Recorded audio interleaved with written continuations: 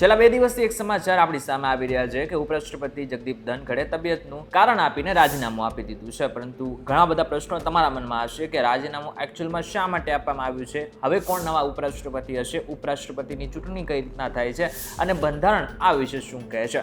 તો એટલા માટે થઈને આ બધા જ પ્રશ્નોના જવાબ આજના ખાસ વિડીયોમાં મળી જવાના છે. એટલા માટે થઈને આજનો વિડીયો પૂરો જોઈને જજો.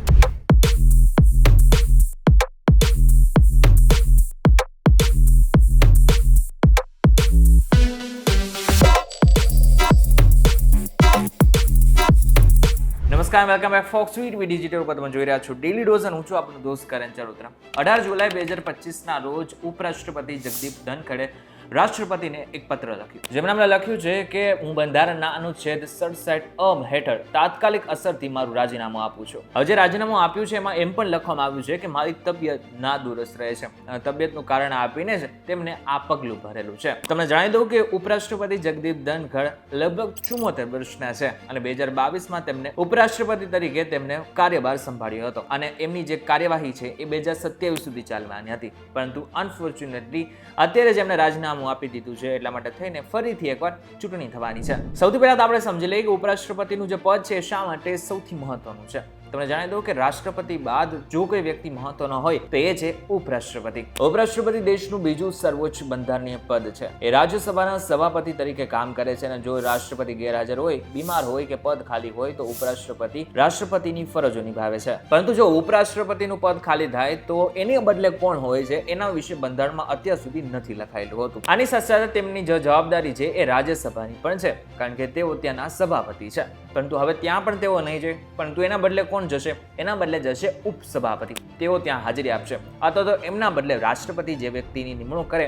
એ સ્પીકર પણ ત્યાં જઈ શકે છે. બંધારણના અનુચ્છેદ 68 મુજબ ઉપરાષ્ટ્રપતિનું પદ ખાલી થાય તો ઝડપથી ચૂંટણી થવી જોઈએ. ચૂંટણી પંચના નિયમો કહે છે કે આવી ચૂંટણી વર્તમાન ઉપરાષ્ટ્રપતિના કાર્યકાળના 60 દિવસમાં થાય. પરંતુ જો અચાનક કોઈ પણ વ્યક્તિ રાજીનામું આપે, એટલે કે ઉપરાષ્ટ્રપતિ રાજીનામું આવે, તો તાત્કાલિક અસરથી આ ચૂંટણી કરવામાં આવતી હોય છે. હવે તમને એક પ્રશ્ન થતો હશે કે શું આપણે આમાં મત દેવાનો હોય છે? તો ના, આની જે પ્રક્રિયા હોય છે ને એ સાવ અલગ હોય છે. બંધારણના અનુચ્છેદ 66 મુજબ લોકસભા અને રાજ્યસભાના સભ્યો એક ઇલેક્ટોરલ કોલેજ બનાવે છે જે ઉપરાષ્ટ્રપતિને ચૂંટે છે. આ ચૂંટણી ગુપ્ત મતદાન દ્વારા થાય છે, જેને સિંગલ ટ્રાન્સફરેબલ વોટ કહેવામાં આવે છે. હવે ઉપરાષ્ટ્રપતિ કોઈ વ્યક્તિને બનવું હોય ને તો એના માટે પણ કેટલાક નિયમો છે કે જે પણ તમારે સમજવા પડશે. સૌથી પહેલું, એની ઉંમર 35 વર્ષ કે પછી એના કરતાં વધારે હોવી જોઈએ. એ ભારતનો નાગરિક હોવો જરૂરી છે.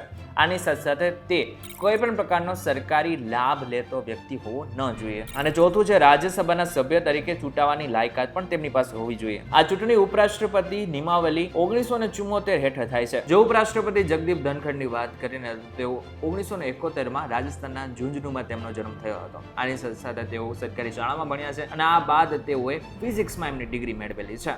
LLB કરીને વકીલાત પણ તેમણે શરૂ કરી હતી. 1990માં સુપ્રીમ કોર્ટમાં સિનિયર એડવોકેટ પણ બન્યા હતા. રાજકારણમાં તેમની સફર 1989 થી શરૂ થઈ, જ્યારે તેઓ જનતા દળની ટિકિટ પર ઝુંઝુનુથી લોકસભામાં ચૂંટાયા. 1990 થી 91માં તેઓ કેન્દ્રીય રાજ્યમંત્રી રહ્યા, પછી કોંગ્રેસમાં જોડાયા અને 2003માં ભાજપમાં આવ્યા. 2022માં ઉપરાષ્ટ્રપતિ બન્યા, પરંતુ હવે તબિયતને કારણે તેમને એ પદ પણ છોડ્યું છે.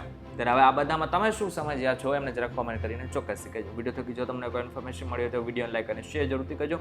તો આવા જ ઇન્ફોર્મેટિવ વિડીયોઝ માટે વીટીવી ડિજિટલ સાથે જોડાયેલા રહેજો.